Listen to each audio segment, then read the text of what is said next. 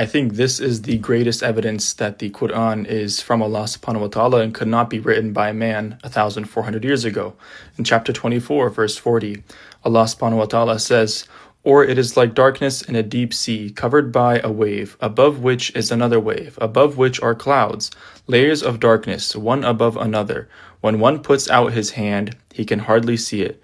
So clearly Allah subhanahu wa ta'ala is describing deep, deep below the ocean where there's layers of darkness where we now know if you put your hand out, you can't see it because of how dark it is deep below the ocean's surface. Allah subhanahu wa ta'ala is describing internal waves, which we only recently discovered. And we now know that there are waves that are below the surface waves that we see.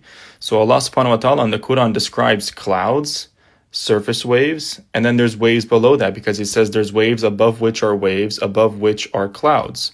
So this is the clearest evidence that the Quran could not come from a man, that it came from Allah subhanahu wa ta'ala, especially not from a man that lived in the desert 1,400 years ago. But Allah subhanahu wa ta'ala finishes the verse saying, "And whoever Allah does not grant light, for him there is no light." In other words, whoever does not receive guidance or mercy from Allah subhanahu wa ta'ala, there is no guidance. Even with a verse as clear-cut as this one, where it perfectly outlines something that could not have been known 1,400 years ago, and the most beautiful analogy for the sinners, people will still find a reason not to believe in Allah subhanahu wa ta'ala.